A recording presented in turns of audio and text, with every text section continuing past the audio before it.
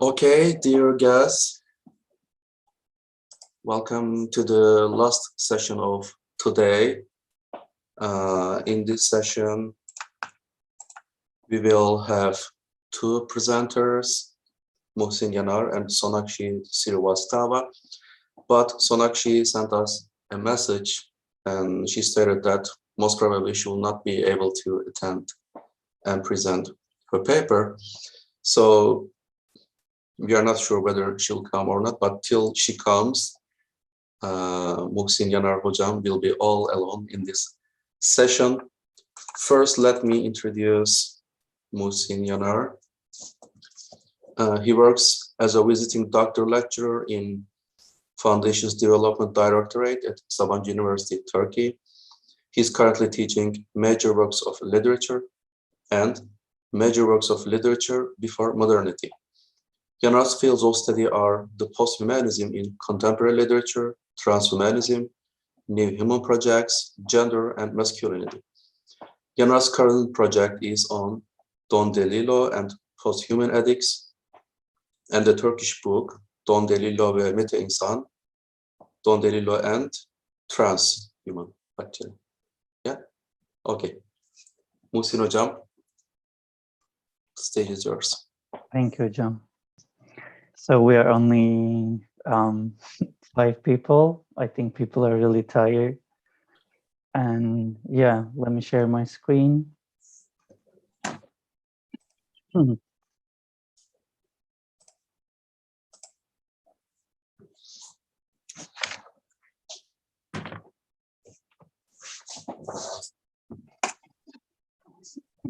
Okay, first of all, thank you, Hocam, for accepting my proposal for the conference. And so far, I've listened so many great topics about violence in general from many perspectives.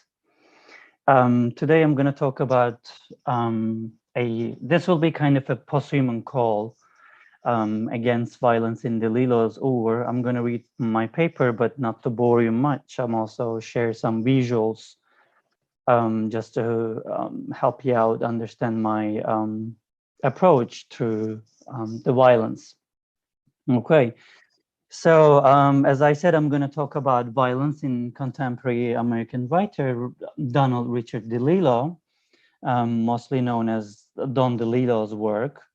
And my paper will present a probable call to posthumanism against violence as one of the themes that Don DeLillo extensively treats in his Ur. So within this 15 minutes presentation, I'll be focusing on a few works, but my paper as a whole, sorry, my paper as a whole, I believe, will dig out and close read the representations of violence in detail and propose why the call or such call is suggested or needed. Okay, as a start, I want to spend some time on posthumanism, on which I'm gonna ground my argument. Posthumanism is a philosophical perspective of how change is acted out in the world. So I think this is a kind of a total definition of the concept of posthumanism, which I like most. So the change here in question is on the definition, understanding, and conception of human by asking such questions such as what defines humans and what does it mean to be human. So human as the concept and as the historicity is different from the one conceived through humanism. And according to humanist perspective, the human is autonomous, conscious, intentional, exceptional. Exceptional in acts of change. He's rational, and he's the measure of all things, as Protagoras once said, and Rosi Braidotti once re-said. So all of which were attributed to and identified with the European white man, actually. who racialized, sexualized, radicalized, and naturalized the non-Europeans and reduced them to the less humans or non-humans, we can say, or less than humans status. So this almost maybe more than 500-year-old understanding needs, I guess, and for some other scholars needs revisions, maybe rereadings and deconstruction, because it may be coming to an end as humanism transform itself into something that we must helplessly call posthumanism, as Herbrechter puts it in one of his essays. But posthumanism, on the other hand, proposes a, I guess, novel perspective by deconstructing such Eurocentric notion. So according to this perspective, binaries and exclusions are protective and defensive, and they reinforce nationalism and therefore are to be disfavored and eliminated. Feminist, decolonial, and anti-racist studies in the 20th century and eco studies, we can say green studies or blue studies, also disability studies, and many more in the 21st century, all deconstruct and reformulate such binaries and exclusions among all species. So according to such studies, everything, I mean, animate and inanimate exist equally and without any distinction. So posthumanism in that sense is all inclusive, we can say. I mean, includes species, humans and non-humans. So this all inclusivity is needed because, as I said before, for about 100 years, um, the problematic notion of humanism has produced crisis, depressions, and war, and disasters, violence, I mean, violence against people of different races, different sex, different color, violence against the environment and other species. So in other words, we can say the notion of humanism has brought violence and reinforced violence. Considering these, as Badminton puts it, a shared and growing recognition that humanism now finds itself in a state of profound crisis, actually. Man, as the measure of all things, is not all that he claims to be. From this perspective, we can read reflections of crisis in Delilo's Ur as fatigue, for example, exhaustion, escapism, isolation in some of his works and seclusion in some of his other works, and as the human conundrum in the whole package, I can say. As the well-known contemporary American writer, in his Ur, he deals with the media-saturated society, technologized society, technoculture, hyper-reality, wars, ecological disasters, assassinations, and the like. So this seems, as I argue, to have originated from humanism itself and may, maybe even taken further or farther than humanism. So after more than 500 years, Delilo's Ur explores characters in an environment in which severe alterations, severe transformations and disturbance have already been made in ecology, technology, and the like. So in such a severely altered Americana, we read such characters. So those characters adopt escapism as their ultimate goal or ultimate solution, which, as I argue, hints at the posthumanization process or posthumanization itself. So this escapism is from artificiality, superficiality, or hyperreality of America. From there to rural spaces in pursuit of originality and authenticity. So we can also say this is an escapism to consumerism, namely to sacred supermarkets where They embrace the sense of well-being, the sense of security, and the sense of contentment to achieve a full of being. But we can also say this is an escapism from false fame, false fortune, to indoor spaces such as a room of one's own in an unfurnished apartment in Great Jones Street in New York. In one of his work, for example, Great Jones Streets, we read the story of famous rock and roll star Bucky Wunderlich, and he escapes through this sort of unfurnished apartment in Great Jones Street in New York City. But in DeLillo's work in general, it's seen that technology is as a sort of meta-narrative of this century, just as religion, science, enlightenment, and rationality and capitalism were in their own times and in their own places. But in this century, and within such narration, or within this sort of narration, characters witness disasters through technological means. For example, they watch disasters from TV. I think this comes to mean that technology mediates and softens their perception to disasters and produces a profound fear of death. And this penetrates their everyday lives, and their dependence on these systems seems inevitable in the end. So disasters are consumed and desired by the spectacle, by the watchers, by the silent masses, as Jean Baudrillard once said. They yearn for more disasters to happen, and they, through such kind of watching disasters from technological medium, they actually avoid death, because watching disasters from TV creates a sense of belonging, sense of duty to witness these disastrous events.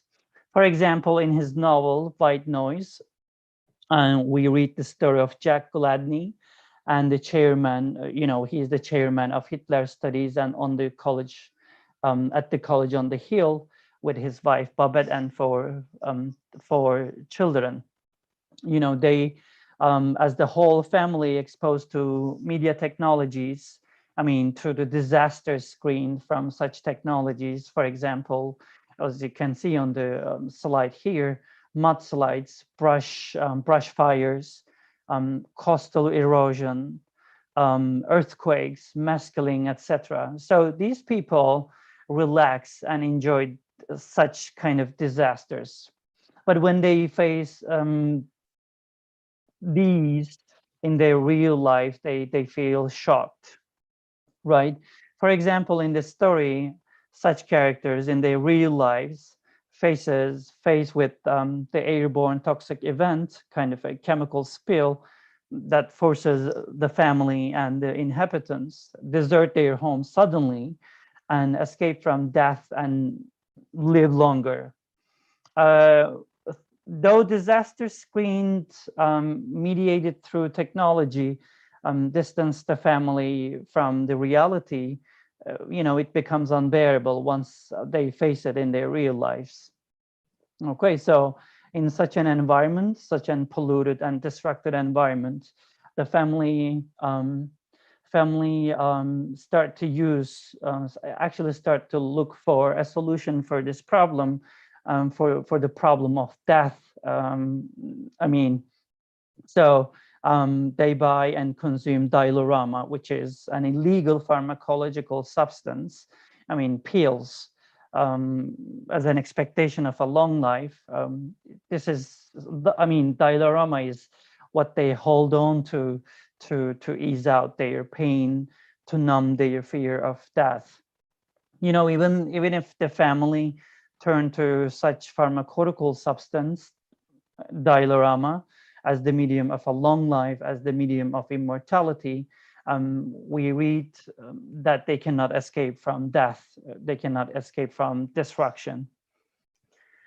Right. On the other hand, Falling Man is the Don DeLillo's 9/11, the story of 9/11. I mean, people falling from the Twin Towers. We can say it tells the story of people falling from Twin Towers, destroyed by a terrorist attack. The story starts right after the first tower collapsed. Keith, one of the characters, the main character, as the survivor, instead of going to a hospital, visits his ex-wife, Leanne. But before arriving home, he goes through um, a lot of checkpoints, a lot of barricades and barriers patrolled by the troops in gas masks. But when he arrives home, um, maybe he hopes return to normalcy. I mean, normalcy, going back to normal life, or normalcy with his ex-wife. You know, these two people come together and spend time together a lot and go over the collapse repeatedly, and later the events of their lives. And you know, in their conversation, the fall scene means differently for these two people. For example, he says, quote, that's where everything was all around him. You know, everything was falling away, like street signs, people, things he couldn't name. So I mean, this actually comes to mean that victims are falling down, objects are falling down, and from another perspective, system is falling down. I mean, America's political and technological system is falling down, and it proves that so U.S. power is falling down. I mean, U.S. power is in decline, so it needs reconfiguration, it needs reformulation. Um, because it needs to include multiplicity and diversity of races, nations, and religions. Lion, for example, suffering from post-trauma, has a lot of attacks. For example, whenever she hears the music her neighbor Elena plays in her apartment, so the music sounds like Middle Eastern music or North African music or Bedouin music or kind of Sufi music. Okay, so this sort of music actually rages her. So she goes downstairs and asks her to turn down the volume, but Elena refuses, the neighbor refuses, and Leanne hits her. Um, inside her mind, inside Leanne's mind, she repeatedly finds racial stereotypes going on. I mean, she says, for example, they are the ones who think alike, talk alike, eat the same food at the same time. Yeah, even she says, I could hear myself speaking and my voice was like it was coming from someone else. So this is for Sven Trek, for example, is sort of a anti-Arab violence, which is irrational and non-representative reaction.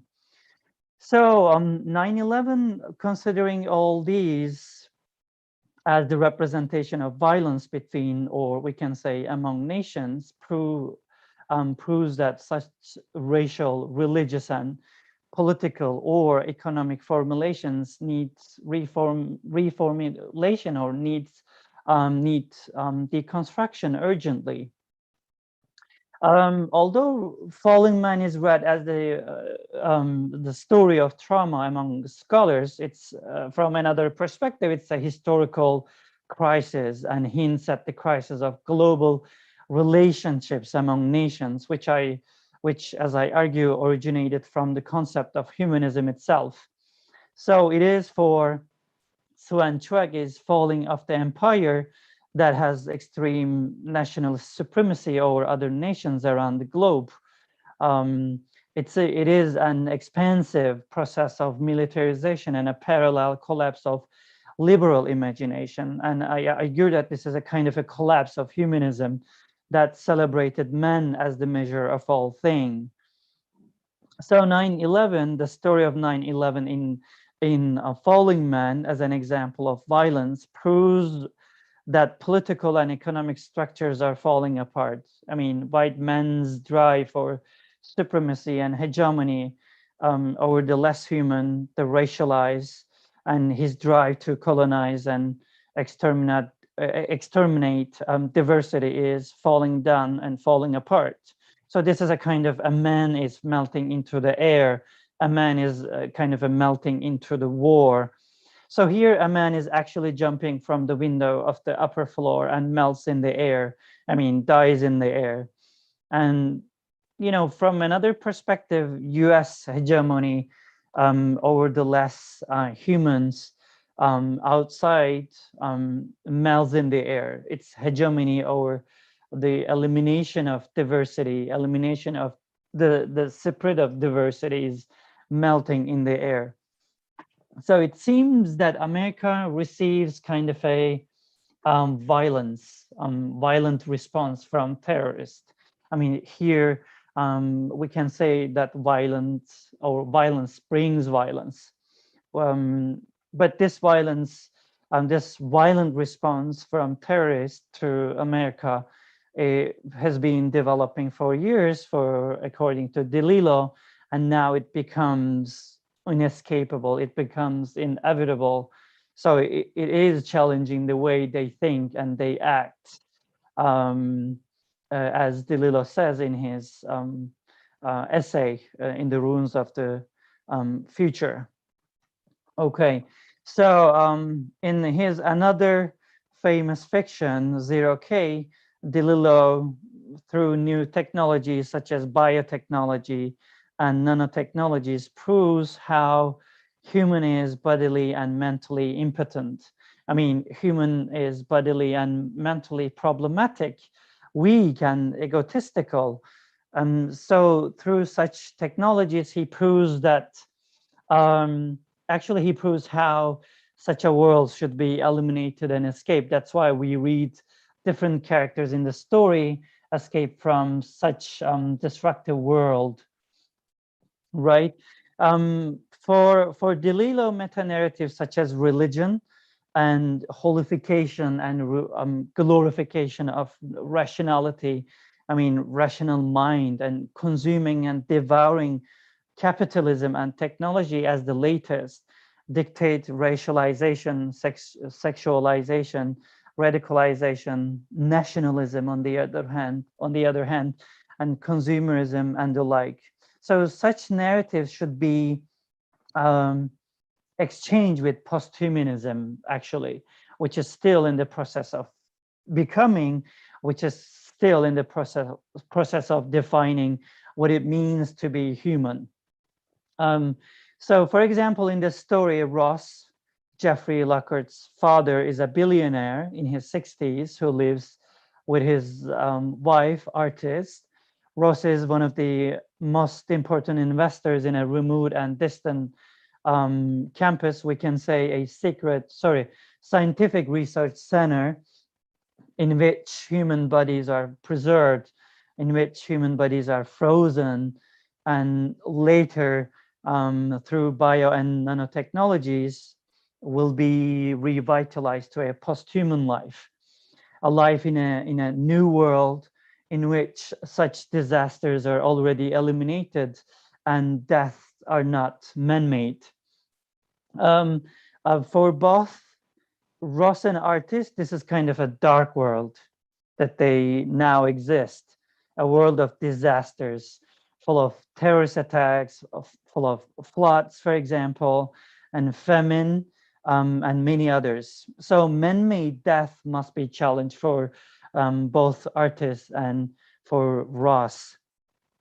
First, artists and Ross escape from such a world, such a horrible and destructive world to death intentionally and knowingly. Although this is an uncertain farewell for artists, and this is also kind of a sense of closing down and coming to an end, she wants to own the end of her own world.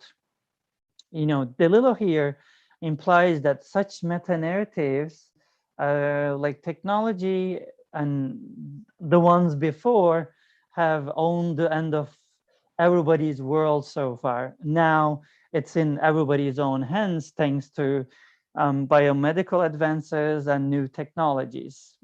So it seems sorry, it seems evident that freezing bodies in 0K is the posthuman call, we can say, against violence ongoing for more than 500 years. So bodies now must be frozen in 0K and revitalized in an environment in which man functions not as a centralized actor who caused all such disasters and violence, but as an entity functions as equal as other species.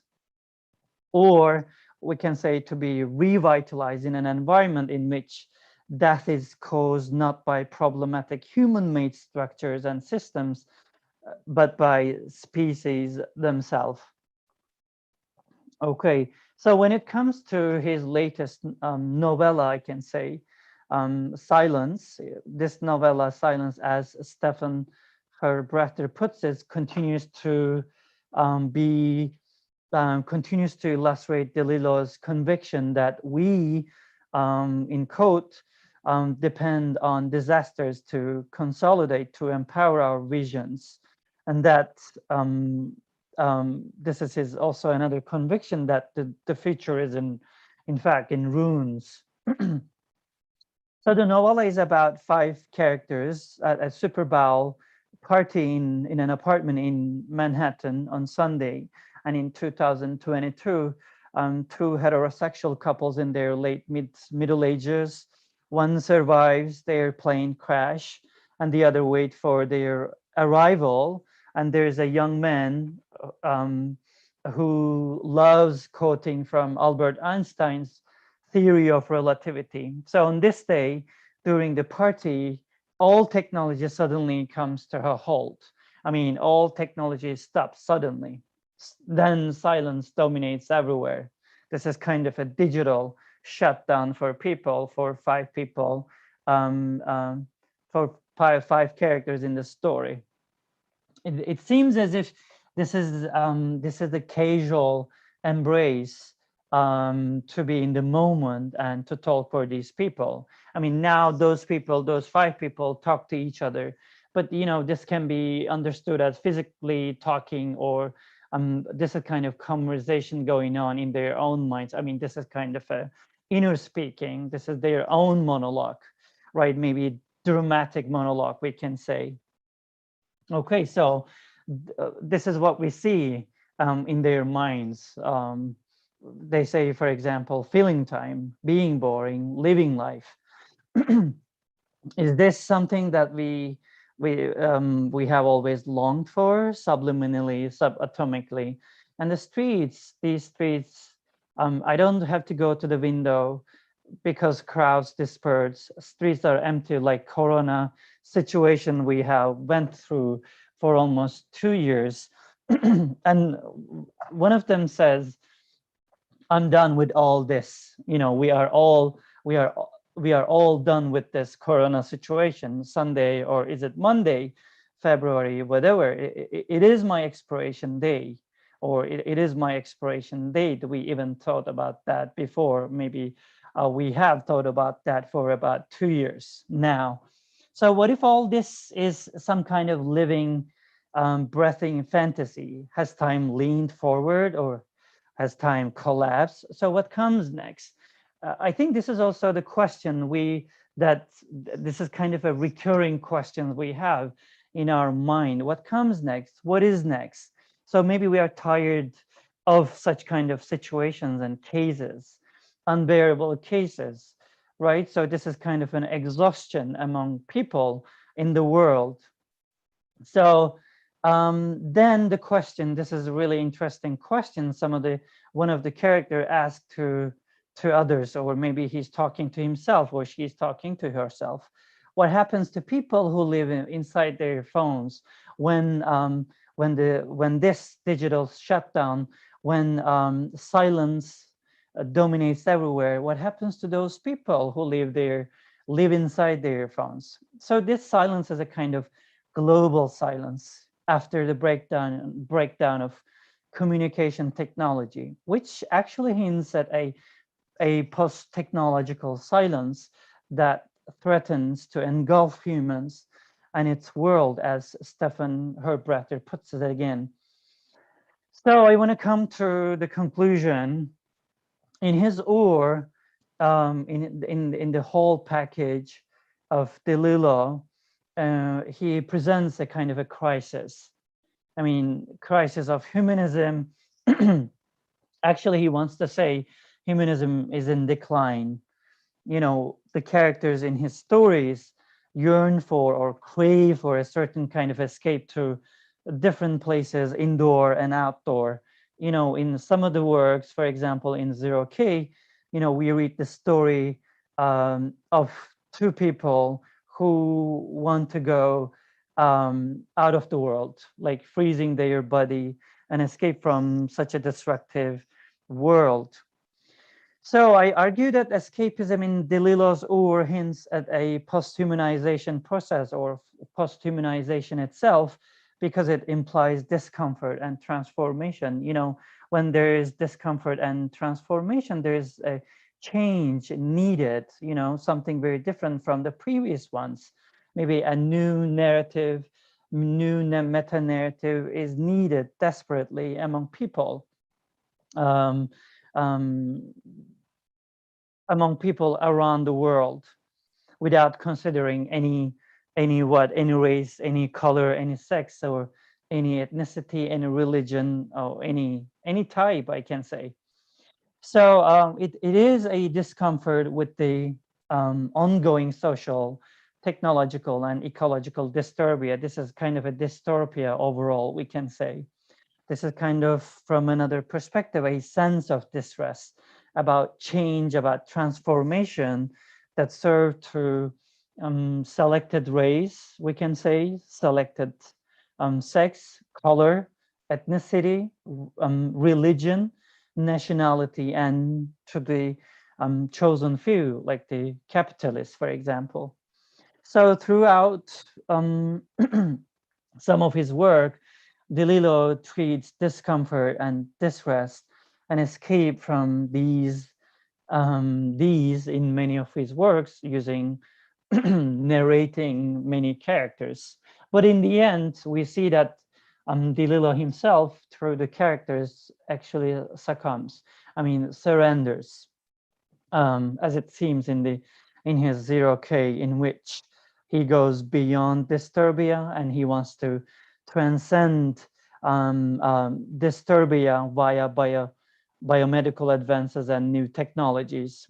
So this proves that he confirms, in my opinion, posthumanization process, and this is certain for the crowds, as he believes and as he says in his famous fiction Mao II. You know, this kind of process, posthumanization process, is needed and inevitable for the crowd, because the future for him belongs to the crowds.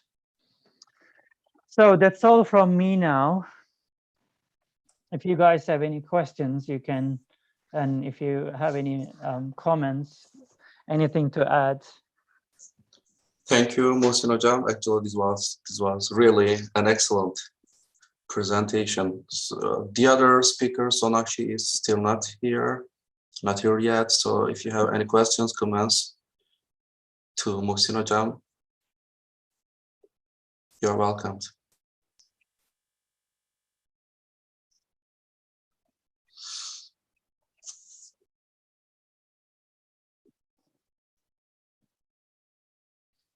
People maybe are tired of hearing Yeah. hearing theories, stories, narratives. Maybe I can ask you a question, Mohsin Hocam. Through the end of your presentation, you told that Don DeLillo is in search of a new narrative. What do you think this narrative is? Do you think DeLillo is trying to find a world, but also a fiction without human. So what will be that new narrative? Actually, you know, when I said that this is kind of, for him, this is kind of a new narrative. I mean, technology is a kind of new narration for the people in this century. But in his Ur, we can read that this is actually what he dislikes. He's kind of a, you know, the main theme in general in his Ur is escapism, escaping from this sort of disastrous and destructive world and to find something new. Maybe that's why he says in his 0K, maybe biotechnology, nanotechnology, maybe transcend the body. I mean, transcend the human physically and mentally. This is what he wants. And maybe I believe also he's not sure about this, but he wants to, this is kind of his hope to escape from such a destructive world. But I don't think he's looking for any alternative narrative, because he's, as far as I understand from his, or he's tired of such narratives, because, you know, they all bring distractions to people. And he seems like maybe he's not sure about posthumanization process, because, you know, they jump into freezing their bodies, the characters in the stories. This is kind of like indefinite farewell. No one knows in the story that they will be vitalized in the future. So this revitalization is a kind of hope for these people. Thank you. So, any comments, questions to Muhsin Hocam? But for today, I think there are new narratives. You know, I said humanism, religion before, then humanism, then enlightenment, then reason, rational mind, then capitalism, then technology. Now, I think there are different narratives going on. Like sport is a kind of new narrative. I mean, people try, maybe mysticism is a kind of new narrative. People try to practice new kind of sports like yoga, for example, meditation, for example. Fitness centers are new narrative for people. So this is kind of people's escape from such kind of horrible reality, and, you know, they adopt this sort of reality maybe. So through this, they want to transcend their body and want to escape. Actually, they want to escape, get rid of this meat, I mean, flesh and bone, and transcend themselves. But I don't believe, on the other hand, that majority, I mean, the silent masses that Jean Baudrillard mentions, is aware of that. They just the performers of what they are given already. Thank you. Here are our students, but I don't know if any questions will come from them.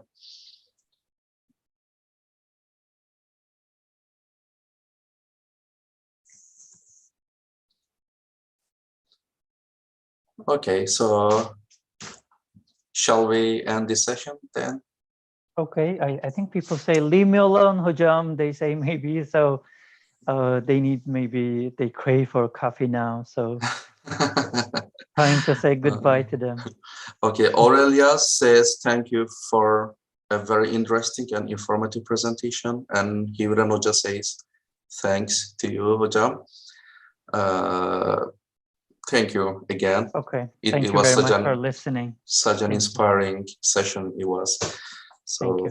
see you. Bye-bye. Bye-bye. Have a great day.